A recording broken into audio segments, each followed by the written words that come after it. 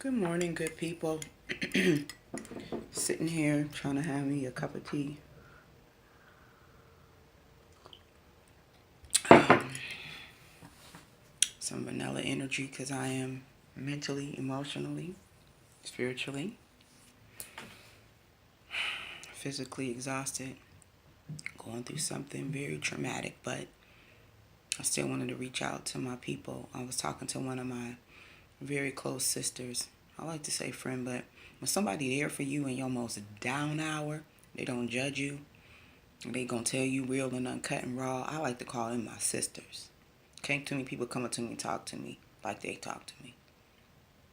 Um, we were talking about guys and life, and we just talk like that every day anyway. Just in general, we could just have just some real talk all the time. And she was saying, I wish Dr. Reed would talk about this subject because I really need to know. And I said, well, I love Dr. Reed. He is helping me out tremendously on so many levels. I I'm just like, okay, what you want to talk about? She like, I want to talk about why guys feel like they can impregnate your eardrums, impregnate your mind, impregnate your body, impregnate your existence, and then just ignore you and walk away. She was sharing with me that some of her girlfriends that she talks to, um, like at work or outside of work, they've been, talking to her, like counseling with her about dating guys, and they go on a date or they spend time, or some of them have chosen to share their bodies with these men, and then out of nowhere they don't talk, or they don't say anything, they don't do much, they just fall off. And she was like, I really need to know, why do men do this? um from a woman's standpoint, from stepping back, watching, and having that occur in my life more than once myself, um, I would say that a lot of men are insecure on different levels of their lives. Some of them have other relationships, or many relationships. Some of them really want to see if they could pull a strong woman, or, and I'm speaking of them. I'm not any woman, but I know this core of women that I'm speaking of were very strong willed, very strong minded. Can even be mistaken as arrogant, rebellious, or not needing a man because we still obtain standards. Um, have we at times let some of our standards down to say, okay, let's give this guy a try? No, he might not have a 401k, but he does have his own this, his own that. Okay. Yeah, he is a little bit moody, little bit of psychosis there. I think I see something, but we gonna give him a try. Well, he don't seem to interact too well with his baby's mama. But we'll give him a go. But overall, for the most part, we still have old school, old core standards of open the door for me, take me on a date, you call me first. Those kind of things that are long forgotten. And I'm not saying you can't call a guy first. I'm just saying everybody has their own things that they do. Um, so she was saying, well, why do they do that? Why do they do that? Why do they just like walk away and act like you never existed? I think that, I'm sorry, y'all, I'm getting a lot of hits. Okay, I had to close that out. I think that a lot of times, a lot of guys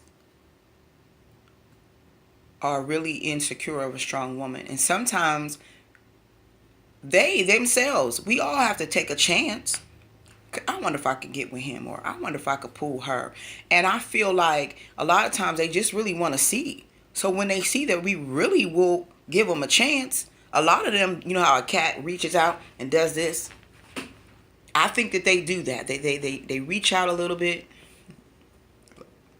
They reach out a little bit and they pull back. They reach out a little bit because they're scared, like, okay, this is too good to be true. Oh my God, like, this is a serious, strong woman. No jokes, no side. She got it together. She got her own. She ain't asking me for nothing. She ain't never asked me for nothing. If anything, she's, the woman who will say, okay, if any way I can help you, whatever, financially, mentally, emotionally, spiritually, whatever I have, I'm willing to share with you. Some men, let's go with the categories. Men who know they up to no good, and they got plethora of women that are able and willing to do the same thing for them. Number one, they're not going to get too close, but so close, because they know they can't be that close, because they have to fulfill every one of the other woman's needs. They have to be able to be there mentally, emotionally, spiritually, wherever the area of that woman's needs is. They have to be there. So they can't get but so close to each and every one of us women, because they'll be found out and they'll be caught up, and they really don't know what to do. They've got themselves, as my mom or my grandma would say, what evil webs do we weave? So they're like scared to death because they don't want to get caught up. Second type of man is a man who just have been continually rejected, not because so much he's a bad man or he doesn't have a job or even a 401k, just because he's just that good guy and he wasn't hardcore enough, he wasn't thug enough, and some women want a little bit of feistiness along with their gentlemanness. So that's not a word, but I make words up. Y'all will find that out. I just really think that those are the guys as well. They say, we're there, we got it. I don't know, I'm scared. So they self-sabotage. Then we have the guy that is just really out there catfishing, period. He just all about the games. He just want to play. He just want to be totally everybody's, I'm the man. I'm the man from here to there. I got, what is it? I ain't going to call us out our names, but those in every area code, well, 9 times out of 10, they're not that. They're women who have been broken, who have been hurt, who have trusted you to do better, to be better, because you said you was better. Yeah. So, no, they're not that. But that's the song, and I know y'all can relate to what I'm talking about. Then you have the guy who has just gotten out of a bad relationship. Maybe not just gotten. He could have been away from his wife a year, 2, 3, 4 years, and he is still broken because he put everything into his marriage, into what was supposed to be his forever. Men feel like that too. It's not only women who want that forever after. You do have some men that truly want a forever after. You really do. We really do have those guys out there somewhere. They do exist though. It's like mermaids. But they do exist. Then you have the guy who is out of a relationship but not divorced yet. So he is caught up, wants to do the right thing, doesn't want to be looking crazy, doesn't want people judging him because he still is married, and he doesn't want, to be looking crazy out here dating other women openly, and he still has a wife, maybe in the same area, maybe not, but just kind of, I want to be as respectful as I can, which is to be respected. Then you have the man who has mommy issues, where his mom was never there. He just never had a relationship with his mom, or they have an estranged relationship, or just a strange relationship. And he is totally against women. He has an inner core rage and an envy and a strife and some type of dysfunctional madness within himself towards women that he will never admit, but he struggles with that, and he finds himself treating all women that he gets himself involved with in some type of way that he really wishes he could treat his mom, for lack of being there, for abandonment, for maybe letting him get abused, molested, physically abused by another man or somebody else, a family member, feeling unprotected by this woman, this mom, feeling like he is not loved and unloved. He never really received the full nurturing of a mom, like from a little baby. That's scientifically founded, that nurturing feeling has to be felt from an incubator, because when you're in, my baby wasn't an incubator, so I know, when you put your little finger in there and they grab onto it for dear life, yeah, still get emotional about that. Plus, like I said, I'm in my own place. But you know, they hold to your finger, and that gives them the extra strength. They feel vibes. They feel the love. They feel you want me. You want me here. You desire for me to live. And because I can hold on and grab strength from your little finger with my little hand, I'm going to fight for you, Mom, because I love you. Well, when boys especially don't get that from their moms, man, they can be some messed up individuals. So in those categories I've named, that's what makes it easier for them to just walk away, act like you was nothing, act like you didn't exist, because they're broken. They're broken men with little boys that are trapped inside. They are little men. They are men with little boys trapped inside. The little boy is in there screaming, I want to get out. I need to get out. I've never been hurt. I'm so wounded. I'm so broken. But I'm a man. I'm not supposed to feel this. I'm not supposed to be in my feelings. I'm not supposed to hurt. I'm not supposed to ever let this go. I'm not supposed to write that letter to my mom of everything that I feel and everything that she did and every way that I hurt and send it to nowhere but back to myself. Because maybe she's dead, or maybe you really just don't want to send that to her and hurt her, but you need that therapy. But you don't know how. So when it comes to us women who are by natural instinct nurturers, we automatically, most of us, strong women, we are that first. We are a nurturer first. We see that in those men, and we get caught up in their storyline. Not saying it's untrue, but that's their storyline. And we get caught up emotionally in it. And we get involved in their emotion of their trauma. And because we're nurturers by nature, and mommy wasn't there, we take a lot of their crap. We listen and get impregnated in our ears, in our minds, in our spirits, in our bodies. And we don't realize that these men are really little boys in grown-up bodies. They have yet to grow to the full man that God has destined them to be. They are hindered by their past wounds, soul wounds, and hurts and traumas. But we don't usually get to know all of those things until after, or all the way in, or midway in. And then sometimes a third way in. But because it's something about them we feel like we can save, we look beyond so much, so many signs, because we're nurturers.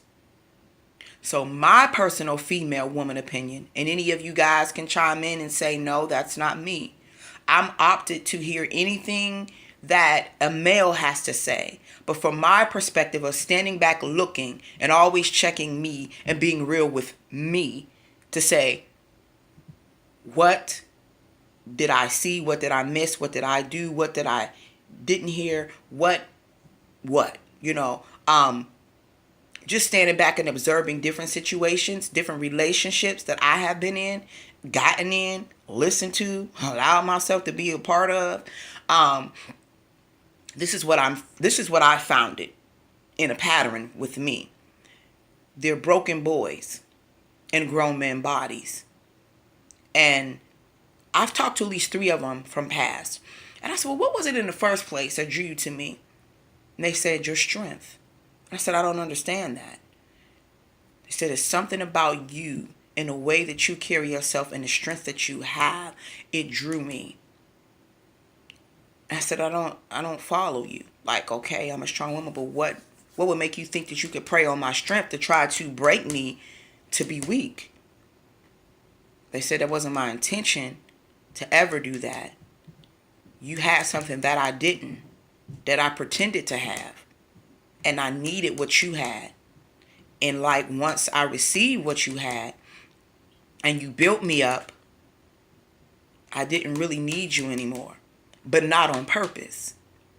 Now, if it had been, they told me that back when we was breaking up, I told y'all who I used to be. I probably would have slapped fire at him because you don't play with people.